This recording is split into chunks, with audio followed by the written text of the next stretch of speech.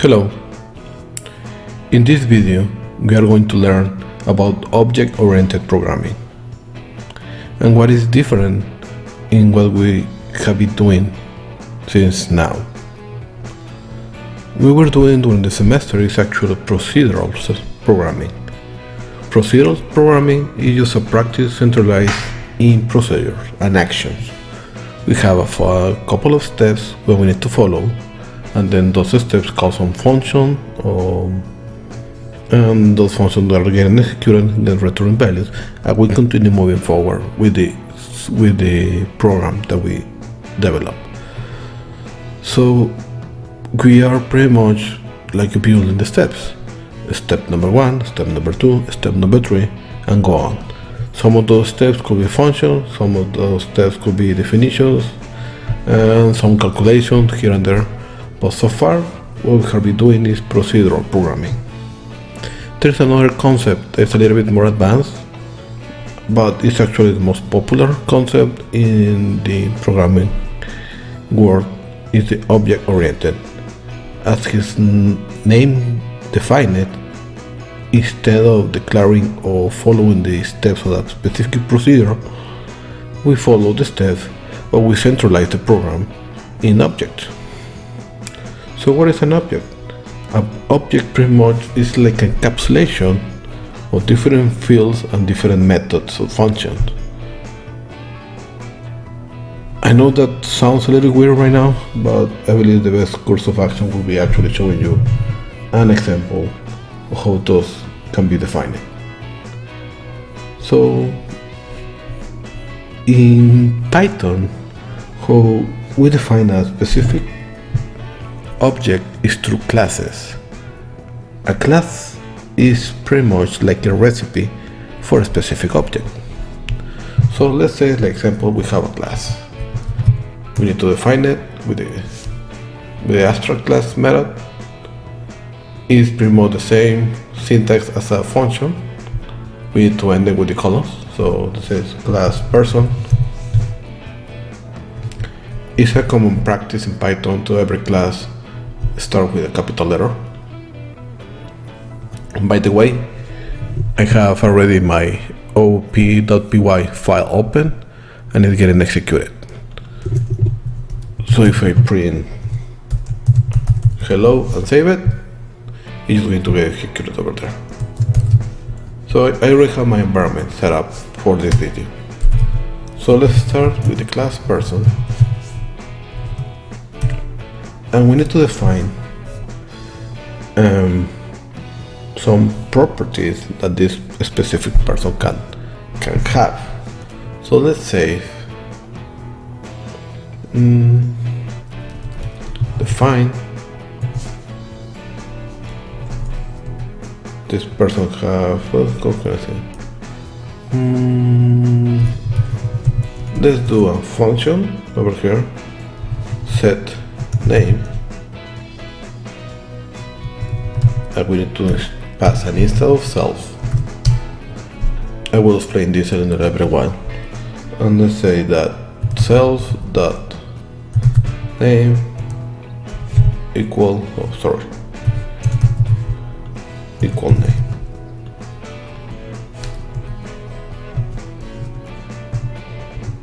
Definition set last very similar.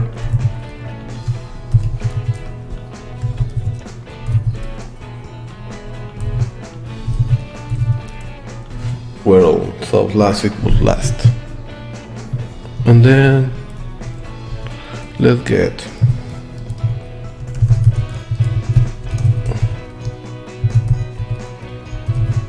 something like this. We can say return.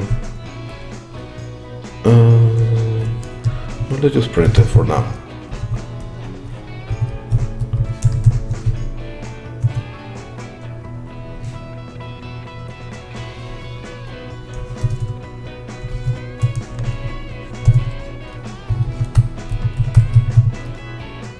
Something like this. Oh,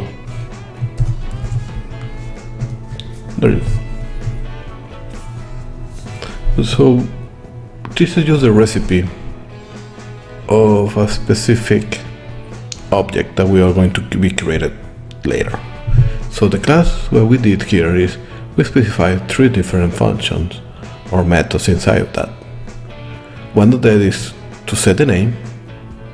Well, we actually set the self parameter. In Python we need to do the self because this object or this class is going to be inherited by an object. So depending who is called, we could have several objects calling the person class. So depending who is called, is we're setting it as a self over here.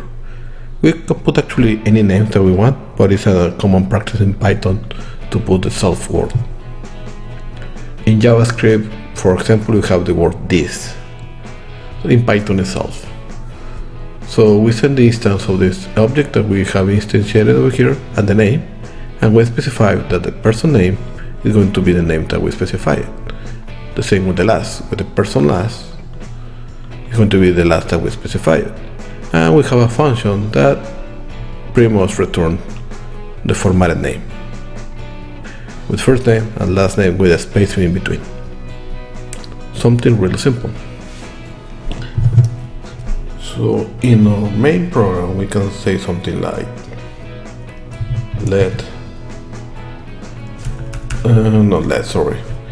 let's say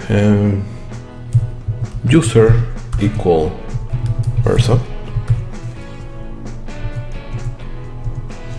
and then so let's say user1, and then we say user1 dot set name Rodolfo, user1 dot same last Roman, user1 dot let's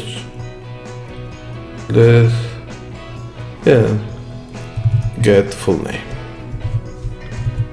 What will happen here? Have Rodolfo Roman. I believe this is, we can remove this section. It's going to give you a space by default. There you go. So we are specifying a class, and then this specific class have different methods inside.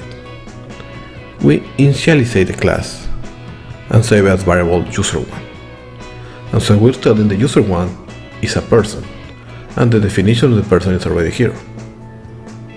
After we define the person, we can start using the methods that that specific person have.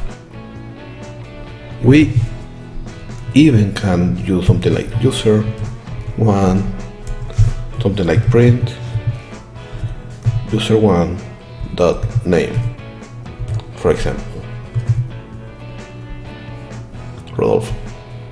So get full name is a method that will print the name and the last name together, or they can access the name object or the name field that is inside the person and actually print it. So you will say, well, what is the benefit of that? Well, the benefit is could be we have user1 equal person and user2 equal person.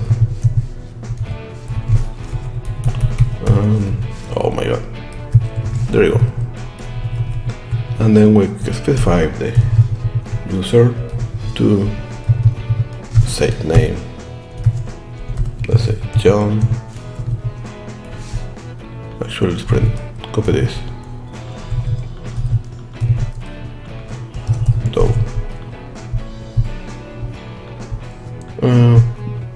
user, and let's keep this over here, and we're getting the full name of user1 and the full name of user2. So we can see that we stop repeating the code using the object, because one of the properties of the object is to be reusable. So we have 2 different instances of a person with different values, and we can use those values later as we require in our system. So So we can actually get the full name of user1 and full name of user2, and we get in the different properties for that specific instance. That's why in the class definition we send the self. As I showed you before, we can also get this, just comment this out, and we can say something like print user1 name is Rodolfo. We can enter to a specific field of that instance object, and we can leave it like that.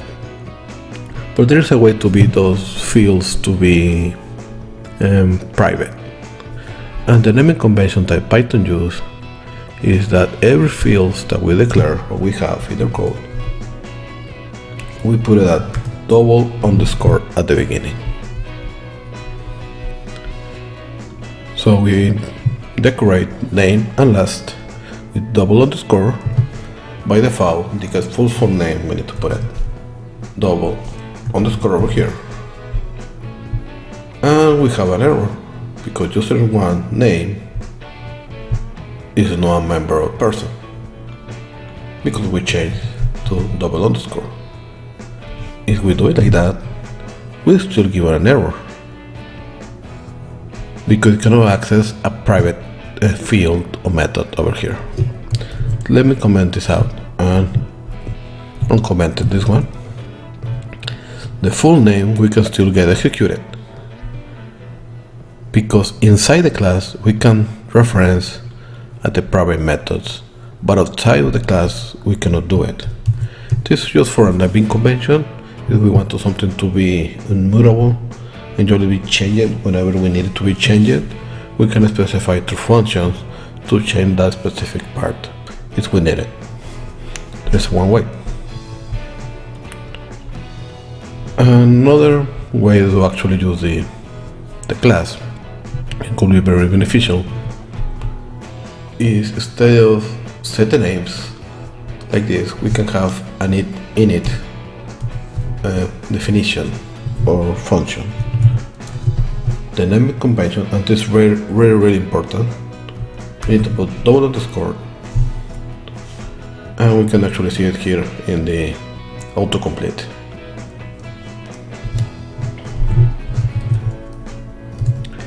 Init is to initialize this specific class and finish with two underscore, and you can say, let's say the name and the last, and now we can say self dash name equal name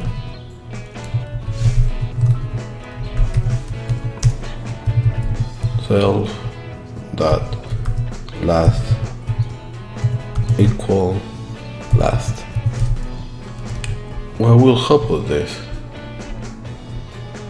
We save it, we say that we don't have a problem because we are not specifying the values. That means that instead of doing this over here, we can say it Rodolfo,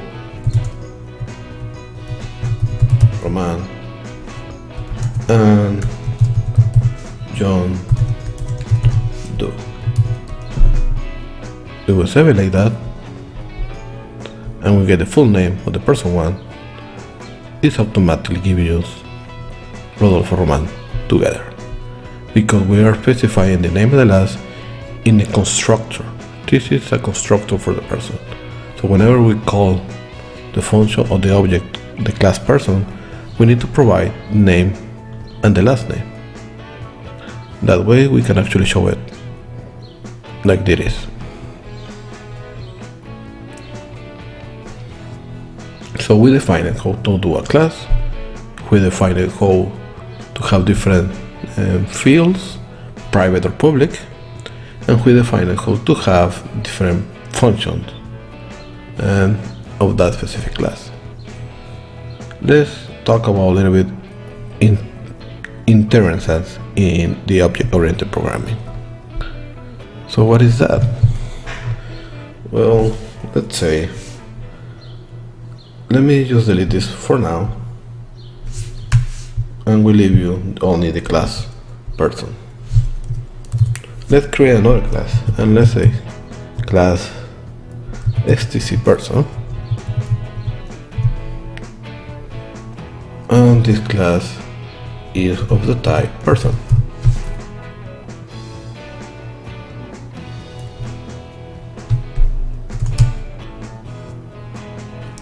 And we define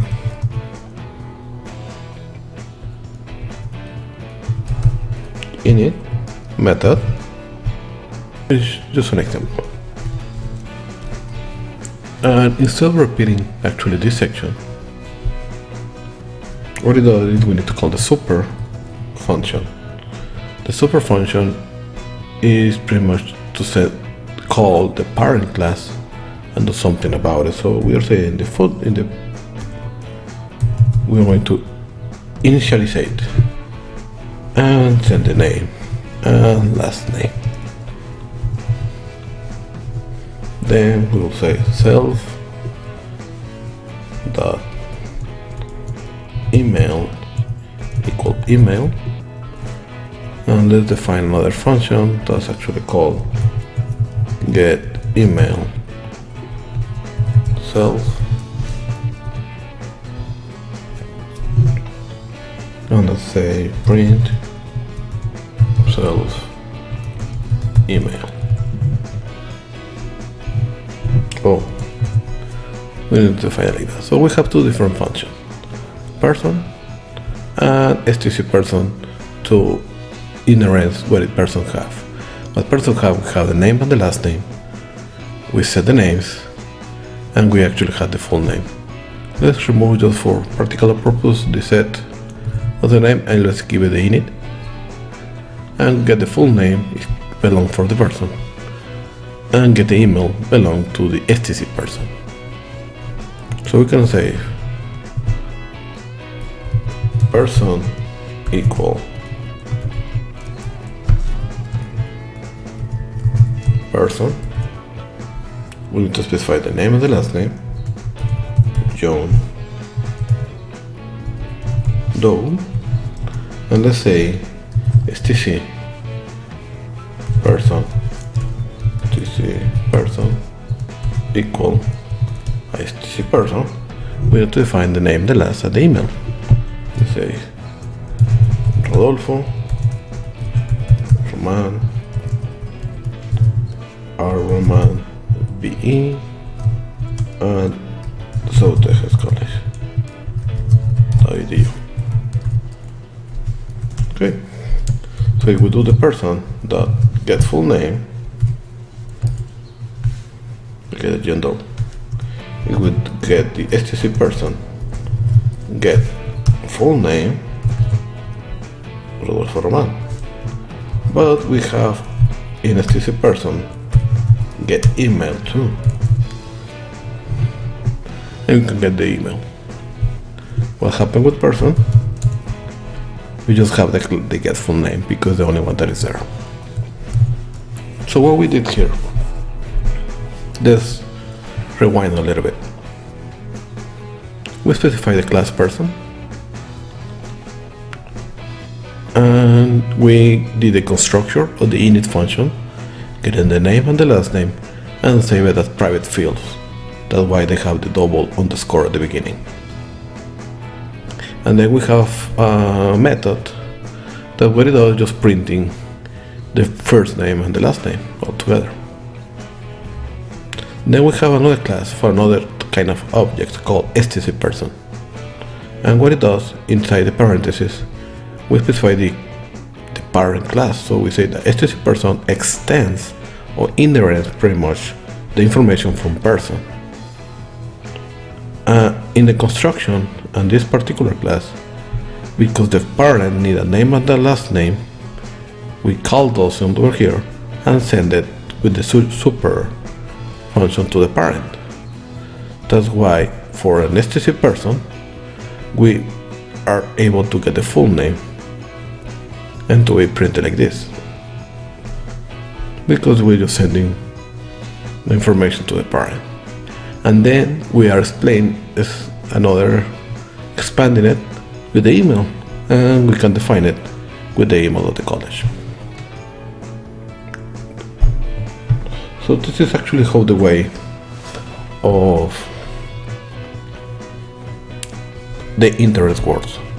Let's do another concept that is actually polymorphed. Let's say hi, and let's say print hi, I am a person. And let's say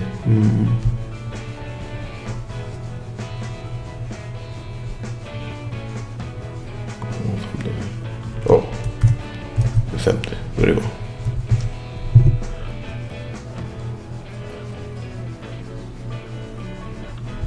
We need to set self. Okay, yeah, we need to set the self. Yeah, because we have the instance we have. And let's put it over here too. Hi, I am a STC person. We'll say number, we'll say name. So in this case, we can say person dot say hi. Let's comment this out for a while. Hi, I'm a person. An STC person dot say hi, the same name of the method. Hi, I'm an STC person. So polymorphism, what it does, we are able to override the parent function called say hi and do something completely different, depending the case. In this example, what we can see over here is we are printing I'm a person, hi, I'm a STC person. So inherence is sending a class as parent to another class.